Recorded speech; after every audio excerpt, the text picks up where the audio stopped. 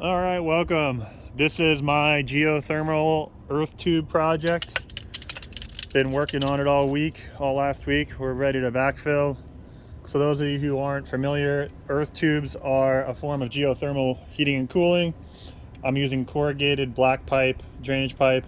So I have 8 inches running into 4 inches, and those loops run out 75 feet and then back again. So 150 feet total. Plus these is 190 feet, so it's a little bit on the long side, but that should lead to nice steady intake temperatures. So the air goes in on this one. I'm going to have filtration and a blower on that. I have a 8-inch AC Infinity fan that's going to be going on that. It's going to get filtered, go down this, split out, and then those 4 are on top. So it's going to go the 8 or 9 and 10 footer depth first, and then it goes to the end, loops back down to 11 and 12 or 12 and 13 feet, and then it comes back through that bottom one and then up and then into fruiting room. So I'm going to do the box, and then I'm going to have a trunk that comes up and then into the fruiting room up here. That's actually the back hallway of the fruiting room. We have socks over them. The bottoms are slit, so that way any condensation can get out. You notice there's one that's white and the other ones are black.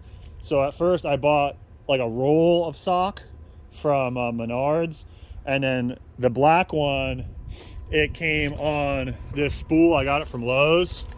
Came on that spool, and it was a million times easier to do. So if you're ever doing any kind of drainage project, get these ones where they're on that, and this opens up and slides right over the tube, and you can do it in a minute versus like 30 minutes trying to squeeze a sock over a 100-foot long hose. So yeah, some things that I would do if I did this over again. One, this is very unsafe. I had to get down in there, and it's 13 feet deep. So I wouldn't do it just one bucket width length or wide. I would do it wider, like step it out to a V. If you're going to do it like this and you're going to go down there. But honestly, after doing all that work down there, while I was down there, I was thinking, oh, 1, I hope I don't die. And then 2, I was thinking, man, this would be so much easier if I just ran it all in 8-inch and did 1 8-inch down, backfilled a little bit, and then did the 8-inch coming back. And it might have to be a little bit longer to be as efficient.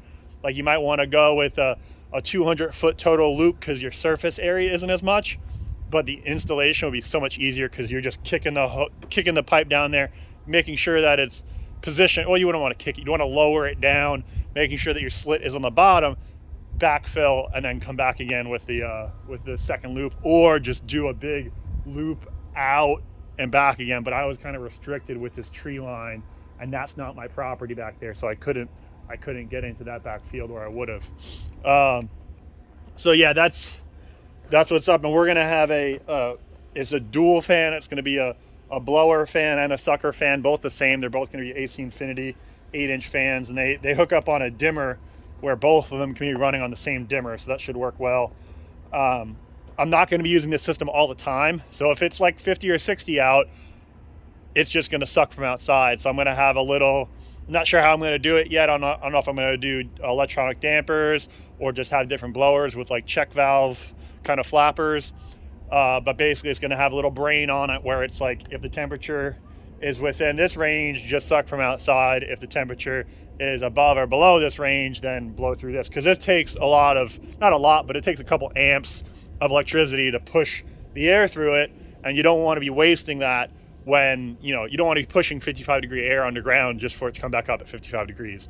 So yeah, a couple things to if you're going to be designing something like this, there's lots of resources out there. Make sure you do your research.